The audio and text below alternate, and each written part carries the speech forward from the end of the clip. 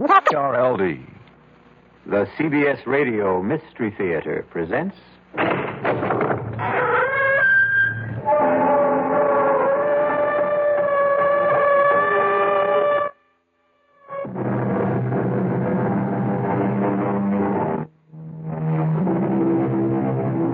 Come in.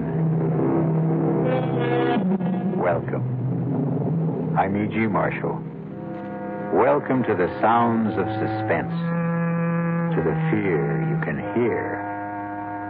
Relax and listen to the strange tale of a strange man, though no more strange than anyone who has suffered what you might call a mutilation of the soul. And who of us has not, at one time or another, suffered such a mutilation? What means did we use to restore ourselves? How quickly did we recover? How well did we heal? The answers vary even as we vary. One man's answers are revealed, we trust, in the story which follows. I'm cold. So am I.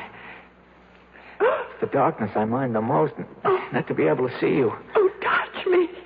That would help. Oh, my God, where are you? Right here. Right here. I can't find you. Keep talking. Keep talking. I'm here. I can't. Oh, here you are. Oh, darling, don't let go. Never. Oh, never.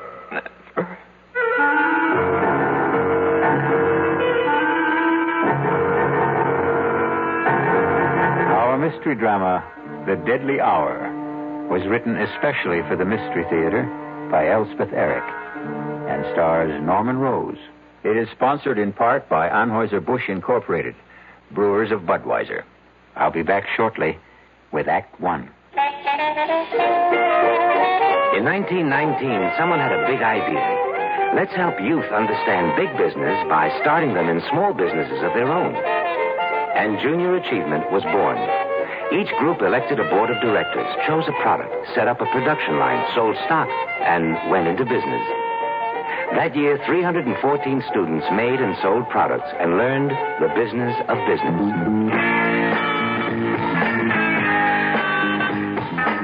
Today, Junior Achievement has grown to nearly 200,000 members. Junior Achievers are designing and marketing their own products and services, from cutting boards to printing. They're organizing sales efforts, writing marketing plans, calculating profit and loss. Running these small businesses helps Junior Achievers understand how big business works. Support Junior Achievement, where youth learns the business of business. Call your local Junior Achievement office. Hello. Hello, Mrs. Ken Driggs of Salt Lake City, Utah? Yes? Mrs. Driggs, my name is Ted Brown, and I'm calling for Campbell's Soup. And we're calling ladies in the Salt Lake City area asking if they'd like to sing the Campbell's Soup jingle. Come on, you're kidding. No, honest, I'm not. And if you sing the Campbell's Soup jingle for me, why, I'd love to send you a case of Campbell's tomato soup.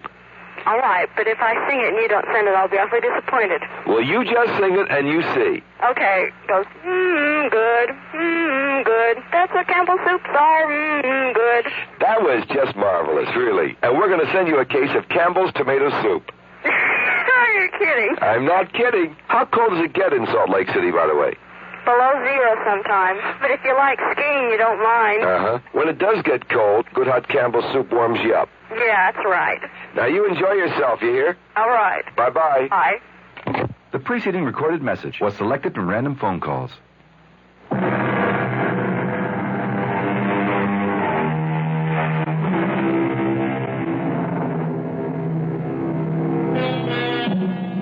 A person who seems strange, we call grotesque, incredible, not to be believed.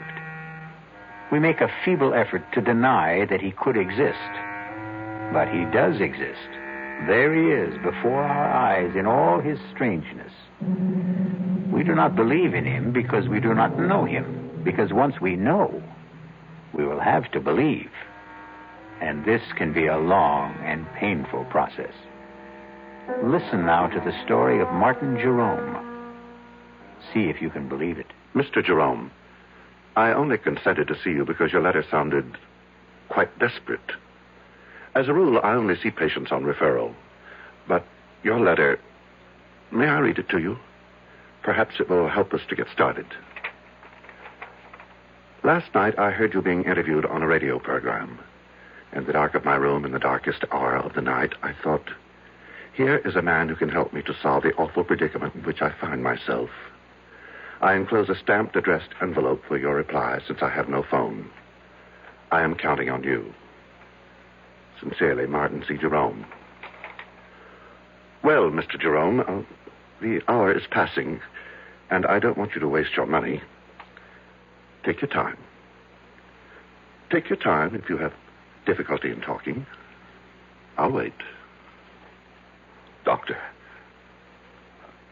Did you say something, Mr. Jerome? Doctor, you... Yes. You are the first person I have spoken to in 25 years. You said 25 years? Yes. I begin to understand your silence. Can you tell me what drove you into this silence? I married a woman. Yes. The most desirable woman in the world. My Helen. My adored one. I never thought that an insignificant man like myself could even aspire to possess such a woman. And the day she said those words to me, I could scarcely believe my ears. You're a dear, Martin, and I'd love to marry you. Helen, I can't think why you'd want a man like me. Because you're sweet. Let's get married right away. What about next week? The world changed completely for me. Everything became important, immediate. The sun shone just to keep me warm, and the breeze blew to make me cool. Me, Martin Jerome, me. I had been so blessed. Yes. It was a beautiful wedding. Helen had a great deal of money, and I was fairly well off. Many people came to the church, and even more to the reception. People of prominence. I knew them all. All but one. He was tall. Unusually tall. As I am unusually short. He was handsome, as I am not. He was charming, self-assured, very much at his ease. All of which I have never been. You couldn't help noticing him. Helen, who's that very tall man talking to your mother? The pale man with the black mustache? I've no notion, love. It's probably someone Mother invited. Good looking, isn't he? Sort of. Come on. It's time to cut the cake. We sailed for Europe. My head was swimming with visions of the life I had embarked on. The good life, the beautiful life. One night on the ship, we were at dinner. Helen, look over there. To your right, against the wall, sitting by himself. Isn't that the man who was at our wedding? 500 people at our wedding, love. He's getting up from the table. The tall man, black mustache. Your mother must have invited him, you said. Well, then I guess she did. After dinner, we danced for a while. Then Helen said she had a headache, but I should stay and enjoy myself. Well, I tried, but I couldn't enjoy myself without her. I was too much in love for that. I watched the dancers for a while, drank a brandy. I managed to kill an hour, and then I went down to our stateroom. Helen wasn't there. When I stepped back out into the corridor, there she was, coming out of another stateroom about 6 doors from ours. Darling. You weren't in our room. I didn't know what to think. You said that you had a headache. I've been doing a little detective work. You were so anxious to know who the tall man was. Well, I found out. He's not precisely a friend. His mother came to the wedding and dragged him along. Helen, you were in his stateroom. I ran into him in the corridor, and he said to come in for a nightcap.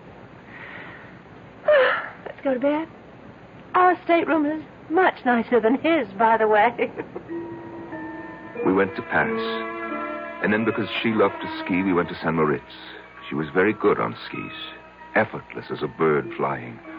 I watched and watched and never got tired of watching. And then, one day, there he was again, the tall man. I've got to catch the ski tow. Wait for me. Helen, he's here. Who's here? The man from the wedding, the man from the ship. Oh, is he here? Oh, so he is. Well, I'm off. Wait for me.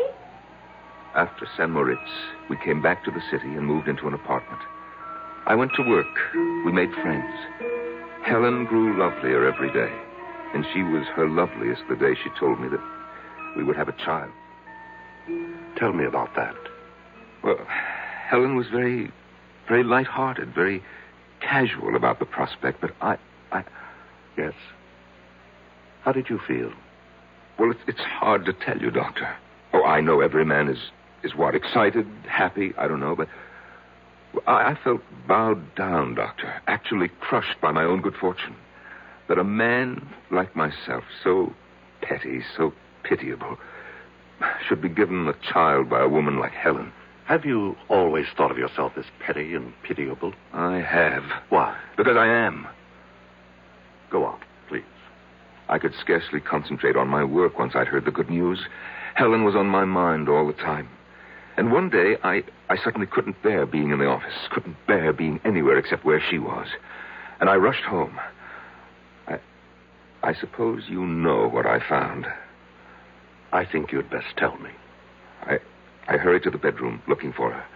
I burst through the door, and in the bed, our bed, there he was. The man from the wedding. From the wedding, from the ship, from the ski tow. He looked at me, standing in the doorway. He said not a word, but his red lips smiled. And then the bathroom door opened, and Helen took a step into the room. Helen, all scrubbed and fragrant. She was wearing something pink. I think it was made of lace. And she smiled too. While I stood in the doorway, she smiled. And then she said, "Well, love, now you know." And the world rocked, and I felt as though I had died, but I hadn't. I was still standing there. Doctor, I've never told what I just told you to anyone before. Not to anyone? It wasn't simply grief that I felt. It was my pride that had been destroyed. My marriage to Helen had built up a sort of pride. I thought, if she loves me, then I must be something. Oh, it is not a good thing, Doctor, to build your pride on what other people think of you. Or seem to think. No, it isn't. So I cleared out. That was 25 years ago. And I have not said a word to anyone until today. How have you lived? Well, I had a business, import and export. I kept the business, but I dismissed my staff. I had the phone removed and made arrangements to conduct my affairs by mail. I took a one-room flat with a little kitchen, a bed, a chest of drawers, an easy chair with an ottoman. And to one side of the chair, my hi-fi stereo set and my records. To the other side, my books. After my work, I'd sit in my easy chair with my feet on the ottoman, listen to my records and read. Only writers who are dead, however. I'd read till about 10 o'clock, eat a little something, and go to bed. The next morning, go to work all day and do the same thing all over again. No relaxation of any kind? No enjoyment? Well, vacation in the summer. I shut down the office for 2 weeks and take my vacation. Where do you go? I take a train. 2 trains, actually, and a bus to a little town on the coast called Marsh Hills. You've probably never heard of it. I'm afraid I haven't. No one has. And there's no reason why anyone should. And you spend your 2 weeks in Marsh Hills? Oh, no. No, I merely stable my horse there. You have a horse? About 15 miles from Marsh Hills, Doctor, close to the sea. There's a cave hollowed out of the rock by the waves. And when I get to Marsh Hills, I arrive every year on the same day. They have my horse ready for me, and I ride the 15 miles to the cave, and there I spend my vacation. In a cave? For 2 weeks? Well, I walk. I canter my horse on the beach. I gather what edible herbs there are growing in the rocks. I boil them. They're very tasty, really. And at the end of 2 weeks, I return my horse to the stable and take my bus and the 2 trains back to the city. And you've lived this way For 25 years. Oh, yes. But, Doctor, last summer something happened. I arrived in Marsh Hills as always. My horse was waiting for me, as always. And we started off at a walk for the cave by the sea. There is always a certain excitement when I begin to smell the sea. And I know that soon I shall be out of sight and sound of any human being. There will be only the sea, the sun, the wind, and my cave. It is the most thrilling moment of the year for me. I suppose it's the only one. Soon I will have my solitude. At last, I'm on the sand. My horse feels the excitement as I do. I feel him extend himself. And as we round the last bend in the shoreline, I see it. I see it, my cave, my refuge. But last summer, yes, I pulled my horse up at the entrance to the cave. I sat listening to the rhythms of the ocean. And then, all at once, I heard a sound. A sound that I've never heard before in that deserted spot. And the sound, Doctor, was coming from inside my cave. Never had I felt such anger. I was faint with hatred. I dismounted and I crept to the side of the cave where I knew it sloped to the ground. Quietly climbed to the roof. I found a tiny chink in the stone, no more than 1/8 of an inch wide. I put my ear to it. Beneath me I heard laughter and tender words and all the sticky, silly sounds that lovers make. Are you my girl? Oh, so much your girl. How much? This much. I can't hardly see how much is this much. It's too dark in this place. Then come here. Uh-huh. Oh, darling, darling love. They were kissing. They were using my sacred sanctuary for lovemaking. I almost fell from the roof of the cave. I struggled to stay where I was, and my feet dislodged a shower of stones. What was that? Sounds like a rock slide. Yes, some rocks in front of the entrance. Lots of them. Hey, maybe we better move them. Oh, we can still get out. Let's stay a little longer. I love this place. All right. I climbed down. My brain was on fire. My whole body was on fire. I had never felt such hatred as I felt then. Not since... Well, Doctor, you know when, I've told you. I took hold of a big boulder. Yes, these skinny arms went round it. This puny body pushed and shoved till it stood against the mouth of the cave, was tight against the mouth of the cave. I heard the voices of the lovers, fainter now from inside. George, it's really dark. Darker than before. Aaron, there's no light at all. I had sealed them in.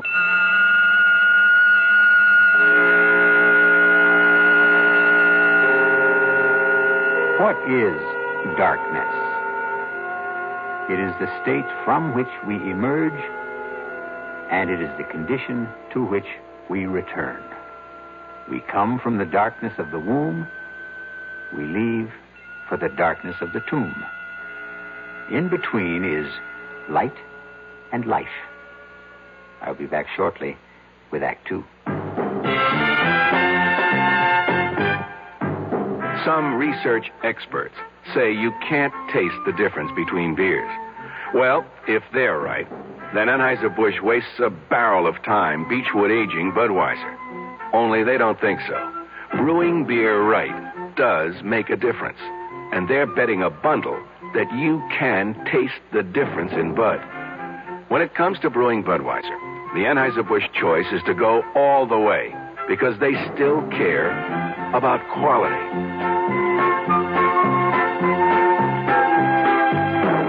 Look at it this way. If the Bud people have a choice between what some experts say and what beer drinkers say, well, you'd better believe they'll go with you beer drinkers every time. When you say Budweiser, you said it all. Anheuser-Busch, St. Louis. love you. I love you. Love you. Love you. Love you. Love you.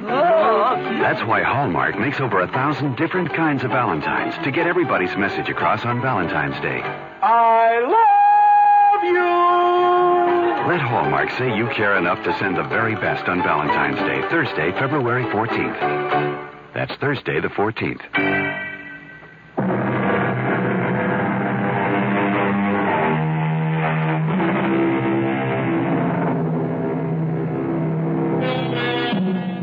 Martin Jerome, 50 years old, has not uttered a single word to a living soul in 25 years. But now, in the office of an attentive psychiatrist, it seems the dear man can't stop talking. After I had pushed and shoved the big rock into the entrance to the cave, Doctor, I stood for a few seconds, panting from the exertion and oppressed by the silence. There was only the sound of the wind and the water. I thought of the lovers locked inside. What were they doing? What were they saying? I felt that I must hear their voices again, as though their words, which had driven me near to madness, were essential now to keep me sane. I scrambled back to the roof of the cave and put my ear once again to the narrow crack through which I could hear them. George, there was a little light before, now there's none. More rocks must have fallen. I didn't hear them. I heard something that didn't sound like rocks falling. Oh, come on, we've got to clear the entrance.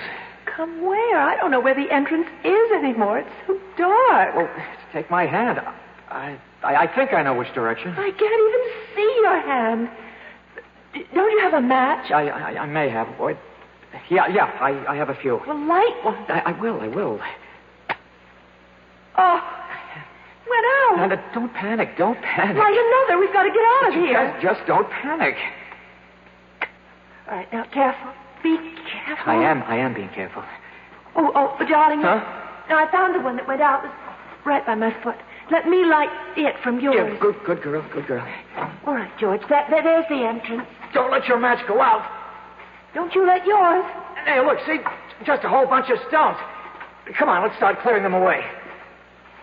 Oh, both matches went out. That's all right. Now, we know where we are. We're right by the entrance. Come on, let's get started. George. What, darling? We'll get out, won't we? Of course we'll get out. Now, keep working. Don't stop. At my listening post atop the cave, I heard them, so kindly toward each other, so reassuring, so united in their purpose. I pressed my ear closer to the crack in the cave's roof. I was frantic to hear every word. George, it isn't getting any lighter. Shouldn't it start to get lighter? Yes, it should. Oh, why doesn't it? How should I know why? I'm sorry, darling. Oh, that's all right. Marion. What, darling? We've cleared all the stones away. But there's no light. No. None. Why not? Why isn't there? Because there's something huge. A big boulder, I think, up against the entrance. Oh, move it. I will. It's heavy. It must be huge. Well, how did it get there? It fell from someplace, Lord knows where. Can't you move it? I'm trying. Let me help. Put your shoulder up against it. That's what I'm doing. Can't you see? No, I can't see. Do you think I could? Can you see? I'm sorry. Forgive me. All right, let's try together now. 1, 2, 3. Shove! I don't think we moved it at all. No, not a centimeter. Darling, you know what the trouble is? We're tired, that's all. Clearing away all the stones just took our strength. I haven't had anything to eat since this morning. We need to rest for a little while. Then we'll be able to move it. Oh, you're probably right. So let's lie down right here by the entrance so we know where we are. First, I want to light a match. Why do you want to do that? I want to look at your face. Oh. Light. This is the face I love. This is the face I love. It's dark again. No matter. When we wake up, we'll find our way into the light. Sleep now, my darling. The thought of them, lying there. No, the vision of them, for I could see them. The image was so strong.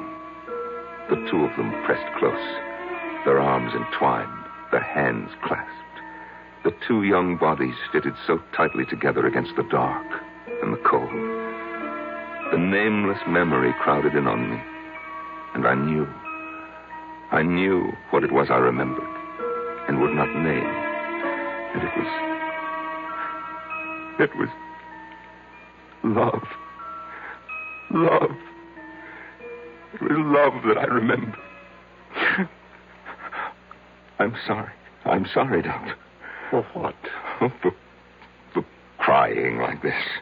If there is anything to be sorry for, it's that it took you so long to cry. All I really know is that when that word came into my head...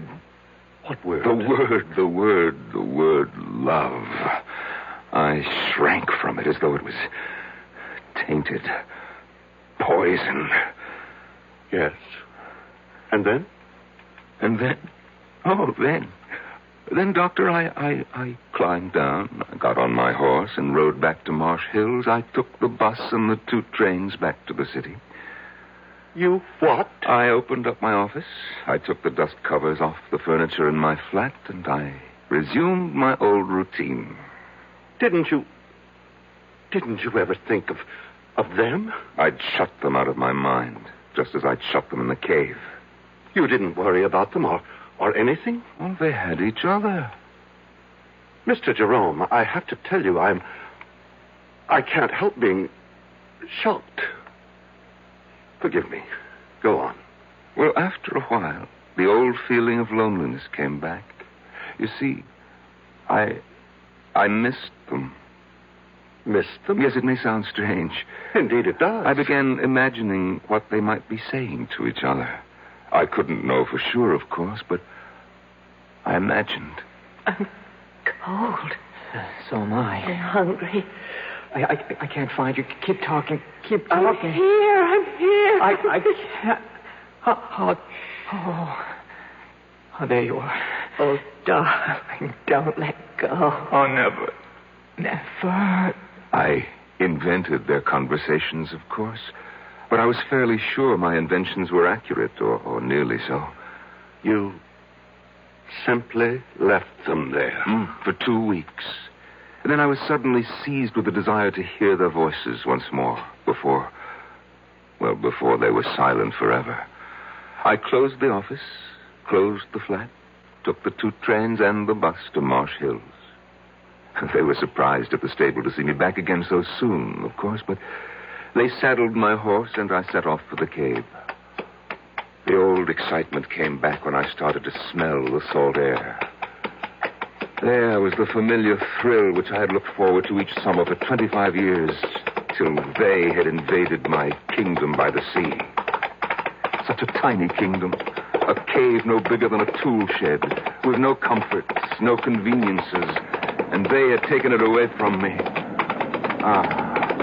On the sand at last, we round the last bend, and I see it. My cave, my refuge. And even from a distance, I can see that the big boulder still stands wedged into the entrance. What did you do then, Mr. Jerome? I dismounted. I climbed to the roof of the cave. After all, I had made the long and rather arduous trip to hear their voices once more, if I could. I crouched down. I put my ear to the narrow crack.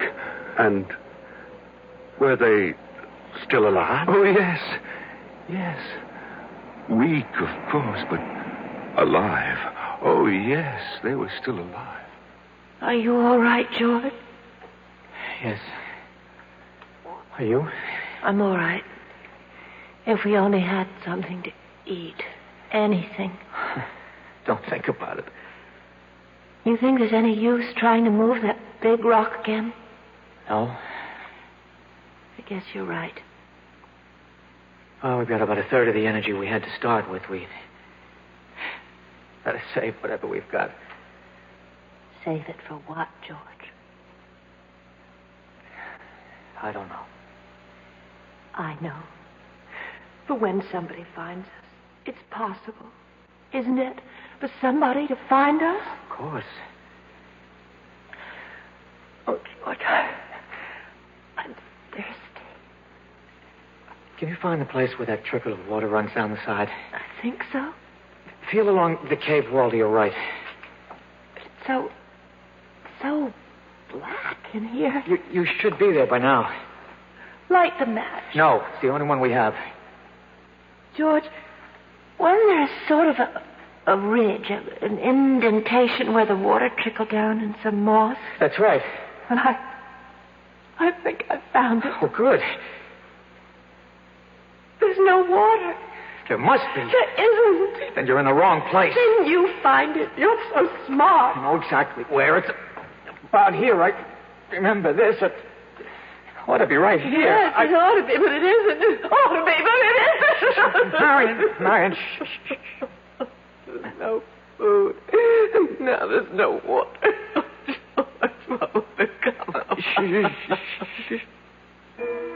Doctor, I wanted to call to them. I wanted to say, wait for rain.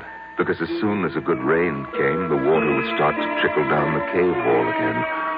But I couldn't speak. I don't know why I couldn't. Do you? I have some notion, yes. Why couldn't I? I'd rather you told me the rest of the story first. All right, Doctor, if you say so. Well, they must have gone to sleep after that. I think they probably slept a lot. I know that I didn't hear anything more after that until much later. I wonder what day it is. Well, it was Saturday when we came down here, wasn't it? Yes. Well, it must be, I don't know. We've been here a week, I think. More than that. Much more? About a week and a half. Oh. You think it's Wednesday? Or... I think so. If it's Wednesday, then we've been here 11 days. Something like that. What difference does it make? I'd just like to know, that's all. Oh, don't be angry, darling. Doctor, I had the craziest impulse to whisper to them, it's Tuesday. I almost laughed. Why do these ludicrous ideas come into our heads at the weirdest moments of our lives? Perhaps it wasn't as ludicrous as you thought. Well, of course it was. I was there to watch these people die. Listen to them die is more like it. And I still wanted to tell them what day of the week it was. If that's not ludicrous, I don't know what is. Tell me, what happened next? Well, I went to sleep on the roof of the cave. After the sun came up in the morning, I got a sandwich out of my saddlebag and a flask of brandy and sat on the sand for a while, watching the ocean. And then I went back to my listening post. George. Yes? I'm going to try walking around a little. Oh, Lord. This darkness is driving me mad. No, it's not. No, it's not. Let me have a match. No. Oh, give it to me. I won't. What was that? I heard something. I stumbled over something. Well, look for it. The fish are That's on. what I'm doing. Got it. Well, what is it? Feels like a little sort of a pan. Pan? Well, about 5 inches wide. What? Enamel, I think. Feels like enamel. It's a little pan to cook things in, the sort of thing campers might use. Wait. That means somebody's been here before. And that means whoever was here could come back. Well, somebody else could. I mean, this cave is a place people come to. We're not the only ones. We're not the first. Other people have... They'd stumbled across the little enamel pan I had used to boil my herbs in. I couldn't bring myself to speak to them, but I took a packet of matches, the cardboard kind, and I wrote on it, I am here. Just that. I am here. And I slipped it through the crack in the roof of the cave.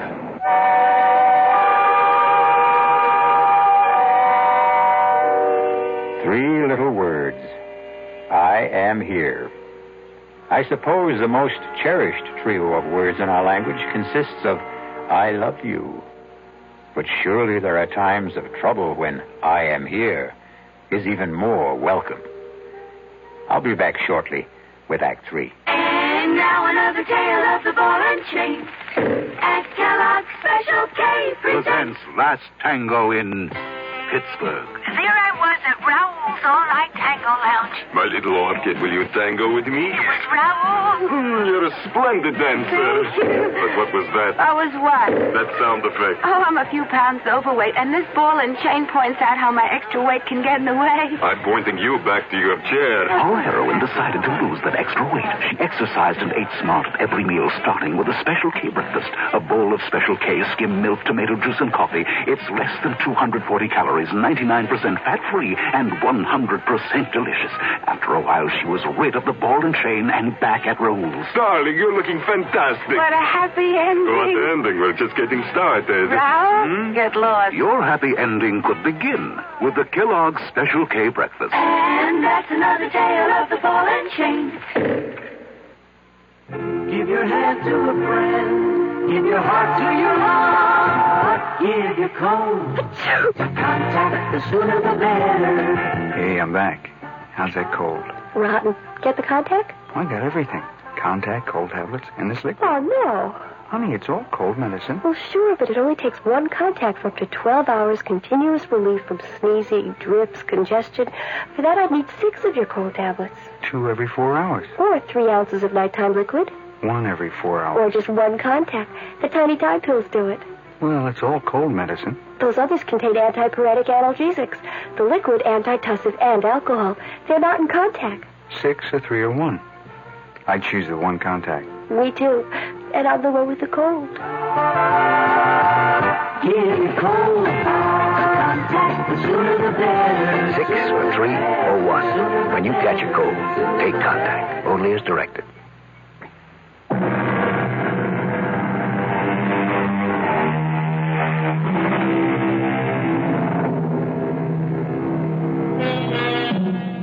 It is the disease of not listening, the malady of not marking, that I am troubled withal.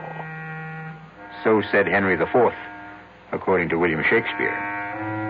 But the disease that troubles Martin Jerome is listening too closely, and his malady is marking too well. I pushed the packet of matches with its absurd message down through the crack in the cave with a little stick. I heard it drop. I knew it had reached them even before I heard Marion speak. George. Huh? Something just dropped onto my shoulder. George, light the match. Marion, it's our last match. I don't care, light it. I have to know what fell on my shoulder. I don't like to use George, up our last... please, if you don't... All right. All right. Take it easy. Did you see anything? It hit my shoulder, and then it... Here it is. George! Well, it's matches. It's a whole fold of matches. You're kidding. I'm not. There's something written on it here, George. Wait a minute. It says, I am here. Who's here? I don't know. Oh, my God, that's the end of the match. I held it till I burned my fingers. I'm sorry, I couldn't. It's all right. What? We have matches now. Can you see? It isn't signed at all. It just says, I am here. That's all. But who's here? Doesn't matter, does it? Somebody's here. That's what counts. Why doesn't he say something? Call out to us or something. Tell us that everything will be all right. Maybe he's gone for help. Oh, yes, that must be it. Yes, that is it. It's all right now. It's all right as long as somebody's here.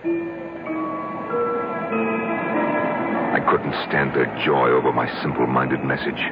They seemed like silly children, as silly as I felt myself. For I hadn't the faintest notion what I was going to do once I had made this strange contact with them. I climbed down and sat on the beach staring at the water until I fell asleep. I must have slept the rest of that day and all night because it was the sun coming up behind the horizon that woke me. I went back to the cave, climbed to the roof, and put my ear to the crack. George, I can't stand it. Where is he? How should I know? Stop asking me. He wouldn't give us a message like that. He wouldn't write, I am here on a package of matches and then just go away, would he? How do I know? You keep asking me as though I had an answer. Oh, I'm not hungry anymore. I haven't been hungry for a long time. I just feel terribly weak. Damn it, I know. Now, will you shut up? Just shut up. We'll die here, George. Be quiet. No water.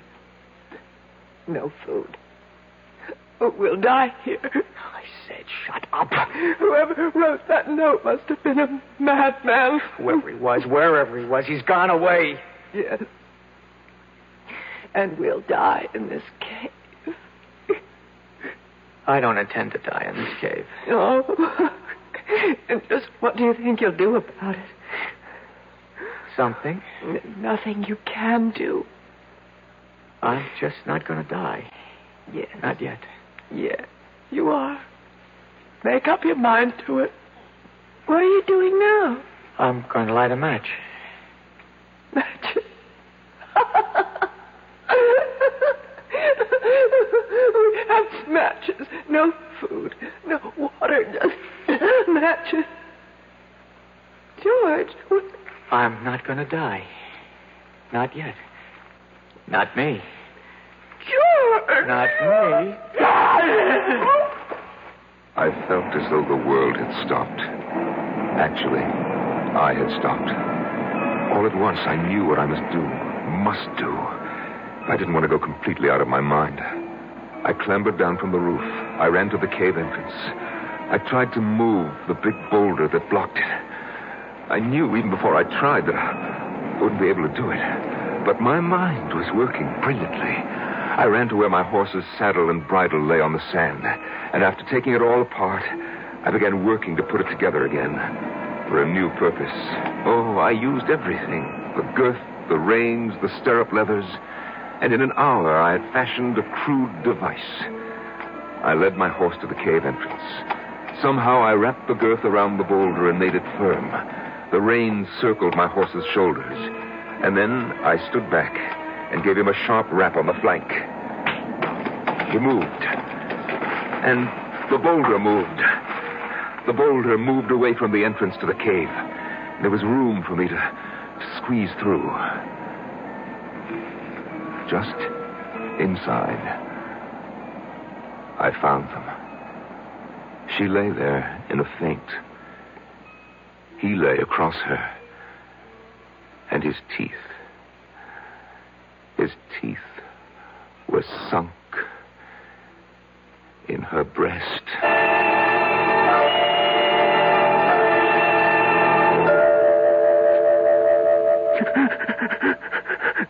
Mr. Jerome, would you like to wait till another time to tell me? No.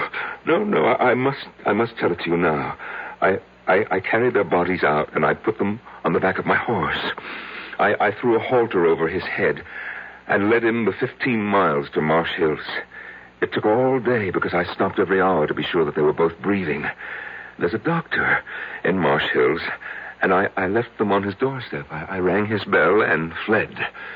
The next day, I waited outside the doctor's house until I saw an ambulance drive up and take the young couple away. They were able to walk, so I knew they were all right, or soon would be. I I went back to the city, but not before I had memorized the name of the hospital, which was printed on the ambulance. And from the city, I wrote to the hospital. I pretended to be a concerned relative. They answered me. They said that the girl, Marion, had already been discharged, but that they were keeping the young man for a few days more. They would let me know when he could go home. And they did let me know. I remember it was on a Sunday. And as he walked out of the hospital, I was waiting for him. He didn't seem at all surprised to see me. I took his hand. He came with me quietly. We boarded the bus. We took the 2 trains, no trouble at all. And when we got to the city, we went to my flat. He undressed, bathed, and got into my bed. And he went to sleep. That was, 6 months ago, Doctor. And he's been there with me ever since. He's all right? Oh, he's very well. I sleep on the floor now. He sleeps in the bed. I cook his breakfast, come home from the office and cook his lunch. And, of course, I make dinner for us both at night. And, we listen to music. I read a book, but he just listens to the music. Oh, yes, he's in good health. Mr. Jerome, the hour is up. You want me to leave? Not quite yet. You've told me an amazing story. As amazing a story as I've ever heard. But tell me, just what is it you expect of me? What do you want me to do for you? Huh? Oh, why, nothing, Doctor. Nothing? Nothing at all? I don't want help for myself, Doctor. I want help for the young man. You see, in the 6 months he's been staying with me, he hasn't uttered a word. Not one word. Go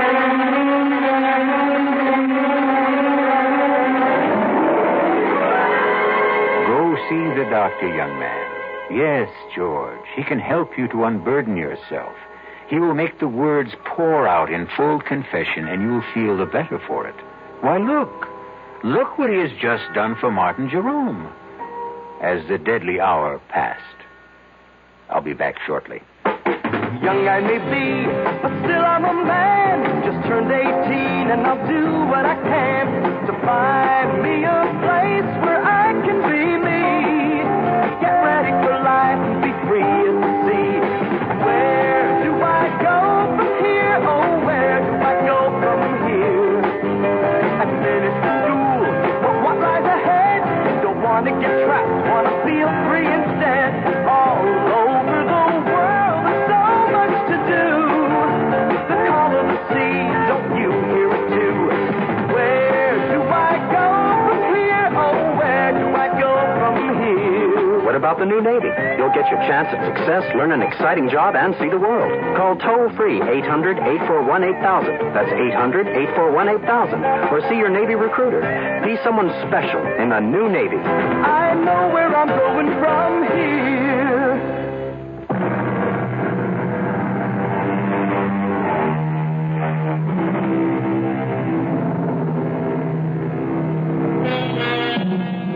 You've heard of the 7 wonders of the world? The Grand Canyon, the Taj Mahal, Niagara Falls, and I forget the other 4. No matter. Because they are simple things compared to the human mind in all its deviousness, all its twists and drifts. Why, I could sit in wonder at the human mind for the rest of my life. Our cast included Norman Rose, Marion Seldes, John Barragray, and Jack Grimes. The entire production was under the direction of Hyman Brown. And now, a preview of our next tale. That's impossible. Why is it impossible? It's all right for the simple-minded hicks up here to swallow that superstitious nonsense, but me, I'm a doctor. There has to be a reasonable, logical, rational explanation for what happened to George Morrissey. Oh, there is. He offended the spirit of the mountain. Oh, you consider that reasonable, logical, rational? Would you feel better if I said there's something up in that mountain, a virus, a bacillus, a fungus, which somehow causes immediate aging? It would be a more rational explanation. You mean more acceptable? I want to know what you believe. I believe the evidence. If you go up there, you can die. Radio Mystery Theater was sponsored in part by the Kellogg Company, makers of Kellogg's Special K cereal. This is E.G. Marshall inviting you to return to our Mystery Theater for another adventure in the macabre. Until next time, pleasant dreams.